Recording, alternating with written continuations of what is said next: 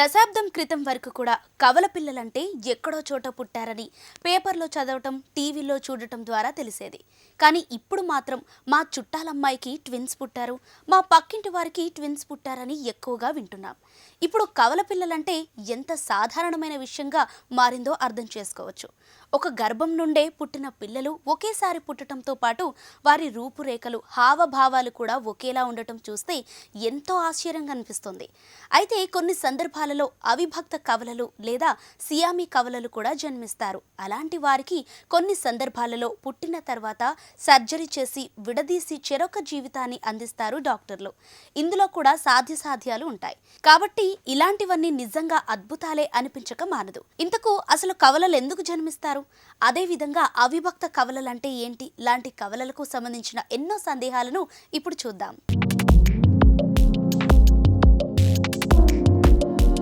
ఇద్దరు పిల్లలు ఒకేసారి ఒకే తల్లి గర్భం నుండి పుట్టడాన్ని కవలలు అంటారు. పురుషుల్లోని శుక్రకణాలు విడుదలయ్యి మహిళల్లోని అండంతో ఫలదీకరణం జరిగినప్పుడు పునరుత్పత్తి జరుగుతుంది. అప్పుడు పిండం ఏర్పడి శిశువు జన్మకు కారణమవుతుంది. అయితే కొన్ని సందర్భాలలో మహిళల్లో 2 అండాశయాల నుండి 2 అండాలు విడుదలవుతుంటాయి. ఈ అండాలను 2 వీర్యకణాలు కలిస్తే 2 ఫలదీకరణాలు జరిగి కవల పిల్లలు జన్మనిస్తారు.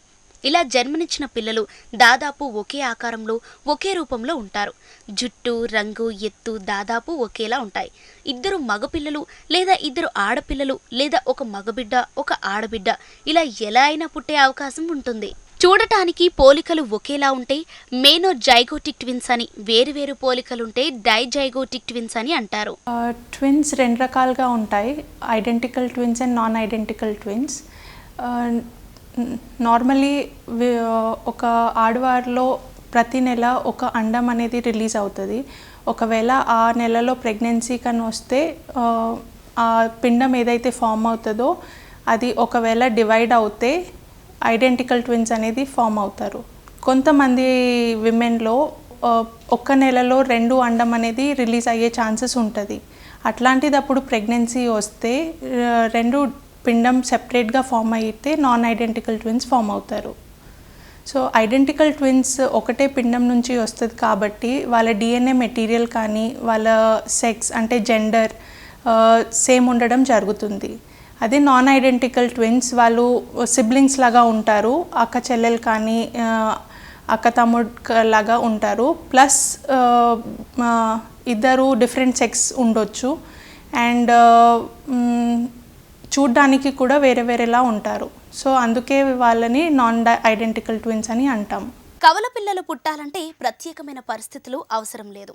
కేవలం మీ కుటుంబ చరిత్ర ఆధారంగా కూడా పుడతారట. అంటే మీ కుటుంబంలో ఇంతకు ముందు ఎవరికైనా కవలలు జన్మిస్తే మీకు కూడా కవలలు పుట్టే అవకాశం ఉంటుందట. కేరళలోని కొడిన్హి అనే గ్రామంలో వద్దన్నా కవలలు జన్మిస్తారట. ఆ వింతలేంటో ఇప్పుడు చూసేద్దాం. కవల పిల్లలు పుట్టడంలో జీన్స్ పాత్ర ఎంతగానో ఉంటుంది. మీ వంశంలో ఇంతకుముందు ఎవరైనా కవలలకు జన్మనిస్తే మీకు కూడా ఆ అవకాశం ఎక్కువగా ఉంటుంది. అమెరికాలోని టేలర్ అనే అతని కుటుంబంలో 1919 నుండి 2002 వరకు 4 తరాలుగా కవలలు పుడుతున్నారు. మొదటి తరం కవలలు డేల్ రిచ్ టేలర్ అక్టోబర్ 19, 1919 నాడు జన్మించగా వీరి ద్వారా ఇంకా 3 తరాలు కవలలు జన్మించటం విశేషం. అదేవిధంగా యూకేకి సంబంధించిన సిమ్స్ కుటుంబంలో కూడా 1931 నుండి 2013 వరకు కూడా 4 తరాల కవలలు జన్మించారట. అయితే మన దేశంలో కూడా 3 తరాలుగా ఒక గ్రామంలోని ప్రజలు ఎక్కువ శాతం మంది కవలలకు జన్మనిస్తున్నారు. కేరళలోని కొడిన్హి అనే గ్రామంలో 2000 కుటుంబాలకు 400 మందికి పైగా కవలలు జన్మించారు. ప్రతి సంవత్సరం కూడా ఇక్కడ కవలల సంఖ్య ఆశ్చర్యంగా పెరుగుతుంది. కవలను ప్రసవించే సంఘటనలు ఇక్కడ 3 తరాల క్రితం ప్రారంభమైందని గ్రామస్తులు తెలిపారు. కవలలు పుట్టడం అంటే ఎంతో అదృష్టంగా భావిస్తుంటారు తల్లిదండ్రులు. అంతేకాదు, కవలలు కావాలని ట్రీట్మెంట్ చేయించుకునే వారు కూడా ఉన్నారు. కానీ నిజానికి ఎలాంటి మహిళలకు కవలలు పుట్టే అవకాశం ఉంది? అదేవిధంగా వీరు పిల్లల కోసం చికిత్స తీసుకుంటున్న సందర్భాలలో కవలలు కావటానికి సంతాన సాఫల్యత కేంద్రాల ప్రభావం ఎంత ఉంది అనేది చూద్దాం.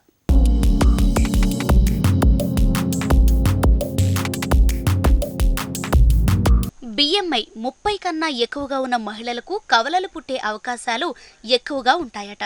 అంటే వీరు అధిక బరువుతో ఉంటారన్నమాట. ఇటువంటి మహిళల్లో ఈస్ట్రోజన్ లెవెల్స్ ఎక్కువగా ఉంటాయట. అందుకే గర్భధారణ సమయంలో 2 అండాలు విడుదలయ్యే అవకాశం ఉందట. అదేవిధంగా 5.5 అడుగుల కంటే పొడవున్న మహిళలు కూడా కవలలకు జన్మనిచ్చే అవకాశం ఎక్కువట. అయితే ఇటువంటి వారిలో ప్రీ మెచ్యూర్ డెలివరీలు ఎక్కువగా జరిగే అవకాశం ఉంటుందట. కాకపోతే పొడవున్న మహిళలు ఓకే, కానీ ఓవర్ వెయిట్ ఉన్న మహిళలకు మాత్రం డయాబెటీస్, ప్రీ క్లాంప్సియా వ్యాధుల ముప్పు అధికంగా ఉంటుంది. ఇప్పుడున్న లైఫ్ స్టైల్ కారణంగా, లేదా వివాహాలు ఆలస్యంగా చేసుకోవటం కారణంగా, లేదా ఊబకాయం కారణంగా మహిళలు గర్భం దాల్చడం లేట్ అవుతుంది. కాబట్టి వెంటనే సంతాన సాఫల్యత కేంద్రాలను ఆశ్రయించి IVF, IUI ద్వారా పిల్లలను కనటానికి చికిత్సకు వెళుతున్నారు. ఈ ట్రీట్మెంట్లో వైద్యులు తల్లుల గర్భంలో ప్రవేశపెట్టే పిండాల సంఖ్య, ట్విన్ ప్రెగ్నెన్సీ అవకాశాలను ప్రభావితం చేస్తుంది. ఇంట్రా యూటరైన్ ఇన్సెమినేషన్ ట్రీట్మెంట్లో ఉపయోగించే క్లోవిఫెన్, లెట్రోజెల్ వంటి సంతానోత్పత్తి మందులు అండోత్సర్గాన్ని ప్రేరేపిస్తాయి. ఎక్కువ గుడ్లు ఫలదీకరణం అయ్యే అవకాశాన్ని పెంచుతాయి.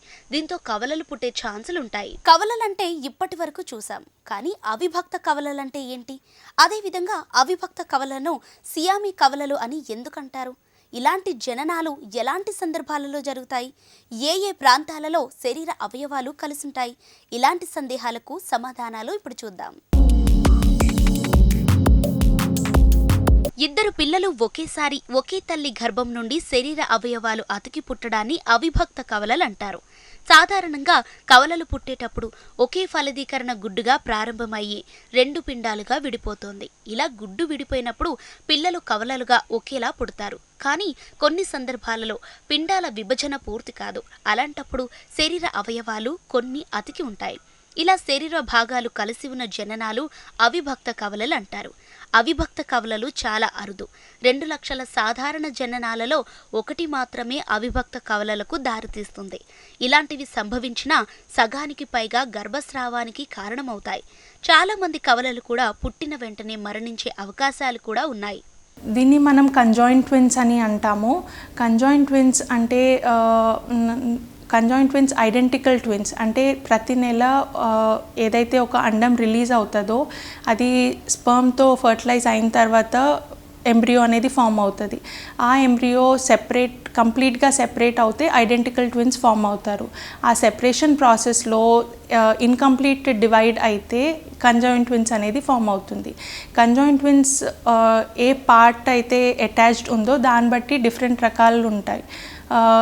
చాలా కామన్గా చూసేది ఏంటంటే థొరాకోపేగస్. దాంట్లో ఏమవుతుందంటే 2 బేబీస్ ఒకటే కామన్ హార్ట్ షేర్ చేస్తారు. సో వాళ్ళు చెస్ట్ దగ్గర అటాచ్డ్ ఉంటారు. అలాగే బ్రెయిన్ దగ్గర అటాచ్డ్ ఉన్న దానికి క్రేనియోపేగస్ అంటాము. బాటమ్ అటాచ్డ్ ఉంటే ఇస్కియోపేగస్, పయోపేగస్ అనేవి వేరే రకాలు ఉంటాయి. సో కంజాయింట్ ట్విన్స్ అనేది కామన్గా స్కాన్లో తెలిసిపోతుంది. బట్ యూజువలీ ఎవరైతే కపుల్స్ చెకప్స్కి వెళ్ళకపోవడం, నెగ్లెక్ట్ చేయడం అట్లాంటి దాంట్లో మనం ఇది లేట్ వరకు చూస్తాము. స్కాన్స్లో కానీ MRIలో కానీ ఈ different type of conjoint twins అనేది పికప్ అయిపోతుంది. అండ్ నార్మలీ కంజాయింట్ ట్విన్స్ అనేది డెలివరీ నార్మల్ అవ్వడం కష్టంగా ఉంటుంది. వీళ్ళని సిజేరియన్ చేసే డెలివర్ చేయాల్సి వస్తుంది. ప్లస్ డెలివరీ తర్వాత కూడా బేబీస్ని ICUలో పెట్టాల్సిన అవసరం పడుతుంది. అండ్ వాళ్ళకి ఎక్స్ట్రా కేర్ అనేది అవసరం ఉంటుంది. అండ్ డెలివరీ తర్వాత వాళ్ళకి సర్జరీ రిక్వైర్మెంట్ ఉంటుందా లేదా, అండ్ ఆ సర్జరీ ఎంత సక్సెస్ఫుల్ ఉంటుంది అనేది, ఏ ఆర్గన్ షేర్ చేస్తున్నారు, ఎంత వైటల్ పార్ట్ షేర్ చేస్తున్నారు దాని మీద డిపెండ్ అవుతుంది. 1811లో ప్రస్తుత థాయిలాండ్ దేశం చారిత్రాత్మక పేరైన సియాన్లో చాంగ్ బంకర్, ఇంగ్ బంకర్ అనే అవిభక్త సోదరులు పుట్టారు. పుట్టిన సందర్భంలో శరీరాలు అతికి పుట్టడం వలన, వారి మీద వార్తాపత్రికల్లో రాసిన వార్తల వలన ప్రజల్లో సానుభూతి ఎక్కువ కావటం జరిగింది. ఈ కారణంగా ప్రజల్లో నానుడిగా మారిన ఈ అవిభక్త కవలలకు గుర్తుగా అప్పటి నుండి అవిభక్త కవలలు ఎవరు పుట్టినా సియామీ కవలలు అని పిలవటం అలవాటుగా మారింది. అవిభక్త కవలల్లో అన్ని అవయవాలు కలవవు, కానీ శరీరంలోని కొన్ని అవయవాలు మాత్రం కలిసుంటాయి. అలా అవి కలిసిన ప్రాంతాలను బట్టి వాటికి పేర్లను పెట్టడం జరిగింది. ఛాతి మాత్రమే కలిసుండటం కవలలు తల్లి గర్భంలో ఒకరికొకరు ఎదురుగా ఉంటారు, కానీ పక్కటెముకల ప్రాంతంలో మాత్రం కలిసి ఉంటాయి. ఇలాంటి వారు సాధారణంగా ఒకే గుండెను, ఒకే కాలేయాన్ని కలిగి ఉంటారు. ఇద్దరికీ కలిపి 4 చేతులు, 4 కాళ్లను కలిగి ఉంటారు. ఉదరం మాత్రమే కలిసుండటం ఓంఫాలోపాగస్ లేదా జిపోపాగస్. ఈ కవలలు కూడా ఒకరిని ఒకరు ఎదురుగా ఉంటారు, కానీ ఎదురు ఉదరం మాత్రం అతికి ఉంటుంది. వీరికి కాలేయం, పిత్త వాహికపై జీర్ణ వ్యవస్థ విడివిడిగా ఉంటుంది. వీరికి కూడా ఇద్దరికి కలిపి 4 చేతులు, 4 కాళ్లు ఉంటాయి. వీపు కింద మాత్రమే కలిసి ఉండటం పైగోపాగస్. ఈ కవలలో వీపులు చూసుకునేలా ఉండి వీపు కింద నడ్డి ప్రాంతంలో కలిసుంటుంది. జననేంద్రియాలు, మూత్రనాళం, దిగువ జీర్ణ వాహిక, దిగువ శరీరం ఎముకలు, నరాలు పంచుకోవచ్చు. వీరికి 2 లేదా 3 కాళ్లు ఉండవచ్చు. ఇలాంటివి సాధారణంగా జరగవు. పెల్విస్ మాత్రమే కలిసుండటం ఇస్కియోపాగస్. ఈ కవలలో పెల్విస్ వద్ద కలిసి ఉంటారు. ఒకరినొకరు ఎదుర్కోవచ్చు లేదా ఎదుర్కోకపోవచ్చు. వీరు కాలేయం, పిత్తవాహిక, జీర్ణ వ్యవస్థ అన్ని భాగాలు, జననేంద్రియాలు, మూత్ర వ్యవస్థలను పంచుకుంటారు. వీరికి కూడా 2 లేదా 3 కాళ్లు ఉండవచ్చు. తల మాత్రం కలిసిన వారు క్రానియోపాగస్. కవలలు పుర్రె పైభాగంలో కలిసుంటాయి. ఇలాంటి వారిలో సాధారణంగా మెదడు ఒక్కటి కూడా కలిసే ఉండే అవకాశం ఉంది. అవయవాలు కలిసిన అవిభక్త కవలలను వేరు చేయటానికి అన్ని సందర్భాలలో సాధ్యపడదు. కొందరిలో ఆపరేషన్ చేయటానికి తగిన సహకారం ఉండదు. ఉదాహరణకు గుండె లాంటి ముఖ్యమైన అవయం ఒక్కటే ఉండి శరీర అవయవాలు వేరుగా ఉన్నా సరే ఇది శస్త్రచికిత్సకు సహకరించదు. ఇలా అవిభక్త కవలలు పుట్టిన తర్వాత 3 నెలల నుండి 1 సంవత్సరం వరకు వేచి చూసి తర్వాత శస్త్రచికిత్స చేయటానికి సాధ్యాసాధ్యాలు బేరీజు వేసుకున్న తర్వాత ఆపరేషన్ చేస్తారు. కొన్ని సందర్భాల్లో ఇలాంటి కవలలకు అత్యవసరంగా శస్త్రచికిత్స అవసరం. అలాంటప్పుడు ఆపరేషన్ తర్వాత ఒకరి ప్రాణం పోయినా మరొకరి ప్రాణం దక్కుతుంది. తల్లి గర్భవతిగా మారిన మొదలు తనకు కడుపులో జరిగే చర్యల ద్వారా ప్రతి క్షణం తాను గర్భవతిని అని ఆస్వాదిస్తుంది. ఇలా తన గర్భిణీ ప్రయాణంలో ఎన్నో అనుమానాలు, తాను కవలలను గర్భంలో మోస్తున్నట్లు కొన్ని లక్షణాల ద్వారా కనిపెట్టవచ్చట. కానీ ఇప్పుడు ఆ అవసరం లేదనుకోండి. ఎందుకంటే డాక్టర్ని కలిసిన 3వ నెలలోపే మీకు కలిగిన గర్భం విశేషాలు చెప్పేస్తుంటారు. మన దేశంలో ప్రతి 1000 జననాలలో 9 జననాలు కవలలు పుట్టడం జరుగుతుంది. పూర్వం అంటే కవలలు లేదా ఒక్కరే అని తెలుసుకోవటం ఇబ్బంది. కానీ ఇప్పుడు ఏమాత్రం తేడా అనిపించినా అల్ట్రాసౌండ్ ద్వారా గర్భంలోని పిండం స్టేటస్ మొత్తం తెలిసిపోతోంది. గర్భంలో ఒకరు కంటే ఎక్కువ మంది పిల్లలు ఉన్నట్లయితే గర్భం బరువు పెరుగుతుంది. హెచ్సిజీ లెవెల్స్ ఎక్కువగా ఉంటాయి. ప్రెగ్నెంట్ అయినప్పుడు హెచ్సిజీ హార్మోన్ని ఉత్పత్తి చేయటం ప్రారంభిస్తుంది. గర్భం మొదటి వారాల్లో దీని లెవెల్స్ పెరుగుతాయి. కేవలం రక్త పరీక్ష ద్వారా మాత్రమే దీనిని గుర్తించవచ్చు.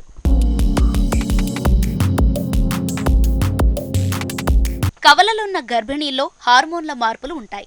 అధిక హెచ్సిజీ స్థాయిల కారణంగా వారికి తీవ్రమైన మార్నింగ్ సిక్నెస్ ఉంటుంది. వికారం, వాంతుల సమస్య ఉంటుంది. ఒక బిడ్డ ఉన్నవారి కంటే 2 పిల్లలు ఉన్నవారికి వాంతులు ఎక్కువగా ఉంటాయి. అదే ఆడపిల్లలైతే మరింత ఎక్కువగా ఉంటాయి. లోపల కవల శిశువుల వలన పొట్ట పరిమాణం త్వరగా పెరుగుతుంది. ఈ లక్షణాలు అందరికీ ఉండాలని లేదు, కానీ ఎక్కువ శాతం మందిలో మాత్రం ఈ లక్షణాలే ఉంటాయి. సాధారణ గర్భిణీల మాదిరిగానే కవలల గర్భిణీ కూడా తేలికపాటి జాగ్రత్తలు తీసుకుంటే సరిపోతుంది. డాక్టర్ ఏమైనా బెడ్ రెస్ట్ లాంటివి చెప్పనంత వరకు కూడా మంచి ఆహారం, కొద్దిపాటి వ్యాయామం, సరిపడా నిద్ర, తగినంత నీరు తీసుకుంటూ డాక్టర్ సూచించిన మెడికేషన్ ఫాలో అవుతూ ఎలాంటి డైట్ మెయింటైన్ చేయాలో డాక్టర్ సలహా తీసుకొని ఖచ్చితంగా స్కానింగ్లు, టీకాలు ఫాలో అయితే సరిపోతుంది. నార్మలీ ప్రెగ్నెంట్ విమెన్ చాలా ప్రికాషన్స్ తీసుకోవాల్సి వస్తారు. ప్లస్ ఎవరైతే ట్విన్స్ క్యారీ చేస్తారో వాళ్ళకి కొంచెం అడిషనల్ ప్రికాషన్స్ తీసుకోవాలి. బికాజ్ వాళ్ళలో అంటే నార్మలీ 1 బేబీ కంటే ఎక్కువ బేబీ ఉంటే వాళ్ళ బాడీ నీడ్స్ అనేది ఎక్కువ ఉంటుంది. సో నార్మలీ చెకప్స్ అనేది చాలా ఫ్రీక్వెంట్గా చేయించుకుంటూ ఉండాలి. ప్లస్ అలాగే స్కాన్స్ కానీ విజిట్స్ ఫ్రీక్వెంట్ ఉండాలి. అండ్ ట్విన్ ప్రెగ్నెంట్ మదర్లో కొన్ని కాంప్లికేషన్స్ అనేది ఎక్కువ ఉంటుంది. Like blood pressure related complications, pre eclampsia అంటాము. సో ఇవి చాలా కామన్గా చూస్తూ ఉంటాము. అందుకే రొటీన్ చెకప్స్లో బీపీ చెక్ చేయించుకోవడం అనేది చాలా ఇంపార్టెంట్. అండ్ డైట్ పరంగా చూస్తే బ్యాలెన్స్డ్ న్యూట్రిషియస్ డైట్ అనేది అడ్వైస్ చేస్తాము. సో బ్యాలెన్స్డ్ డైట్ అంటే అన్ని పోర్షన్స్ రిక్వైర్డ్ క్వాంటిటీలో ఉండాలి. సో కార్బోహైడ్రేట్ ఇంటేక్ అనేది ఇట్ షుడ్ బి ఆప్టిమమ్. అలాగే ప్రోటీన్స్ అనేది at least 30 to 100 grams of proteins per day requirement ఉంటుంది. అండ్ ప్రోటీన్ ఇంటేక్తో ఏంటంటే ఉమ్ము నీరు అనేది అడిక్వేట్ ఉంటుంది. సో ఫోలిక్ యాసిడ్ ఆప్టిమమ్ అమౌంట్లో తీసుకోవాలి. ఫోలిక్ యాసిడ్ తీసుకుంటే బేబీలో న్యూరల్ ట్యూబ్ డిఫెక్ట్స్ అనేవి అవాయిడ్ చేయొచ్చు. Iron rich diet is also important, ఎందుకంటే ట్విన్ మదర్స్లో అనీమియా అనేది చాలా కామన్గా చూస్తూ ఉంటాము. So iron rich food like ఆకుకూరలు కానీ బెల్లంతో ఉన్న ఫుడ్ ఐటమ్స్ అట్లాంటివి తీసుకుంటే అనీమియా కరెక్ట్ చేయొచ్చు. In addition to iron supplements like tablets. And calcium requirement is also very important. At least 1000 mg of calcium per day requirement is essential. So baby bone formation కానీ మదర్కి కూడా strength ఉండడానికి calcium important ఉంటుంది. మహిళ తల్లిగా మారిన క్షణం నుండి బిడ్డ డెలివరీ అయ్యేంత వరకు కూడా ఎంతో జాగ్రత్తలు తీసుకుంటుంది. అది సాధారణ ఒక బిడ్డ ఉన్న గర్భమే అయితే ఓకే, కానీ గర్భంలో కవలలుంటే మాత్రం తప్పకుండా ఇంకాస్త జాగ్రత్తలు అవసరం. కాబట్టి ఈ కార్యక్రమం మీకు ఎంతగానో ఉపయోగపడుతుందని ఆశిస్తున్నాం. నమస్తే.